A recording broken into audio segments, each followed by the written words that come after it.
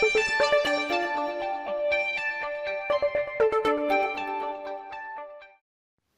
hi, and welcome to Political Quickie, your political show that subjectively discusses current affairs in South Africa and all around the world. My name is Mapasika Mura.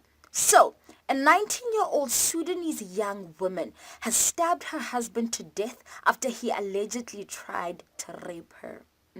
Noura Hussein was given to marriage at the age of 16 by her father forcefully. She ran away, and after 3 years she came back at the age of 19 after her father promised that the wedding was off, only to find out that that was not true and she was given to that very same man.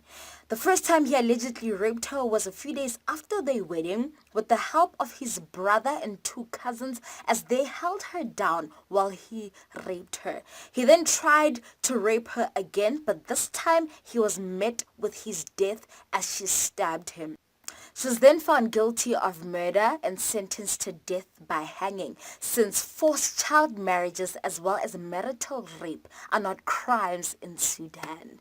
Sudanese activists have written to the UN, and in turn the United Nations has appealed to Sudanese President Omar al-Bashir for clemency. Now, I have two concerns with this. Number one, where are African leaders amidst all of this? This furthers the stigma that Africa does not look after their own. We do not protect people who are vulnerable. The second thing is that you'll remember that the United Nations was one of the first organizations to call for Omar al-Bashir to be arrested when he landed in South Africa. The International Criminal Court has 2 arrest warrants out for his arrests for genocide and war crimes. So it's highly unlikely that he will listen to the United Nations, although I hope that this time around he does. Here's another thing. 1 in 3 women will be married off under the age of 18 in Sudan.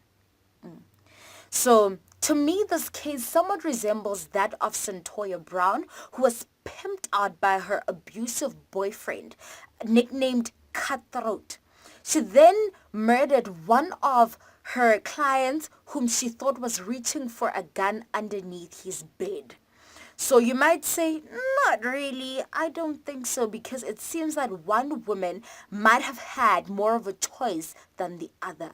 But one thing is certain, the continuation of patriarchy in our society threatens the mere survival of women. So, in underdeveloped countries, women are married off. In developing countries, there are femicides. Women are murdered by their partners. And in developed countries, women are pimped and trafficked by their so-called boyfriends. You know who's cool though? Kenyan women. Kenyan women have started a women-only village called Umoja. So while not all of us can start a women-only village, the one thing that neoliberalism has taught us is that seek ye first economic power and the rest shall follow. We women are responsible for our own liberation. Men can support us in that, but they cannot lead that fight.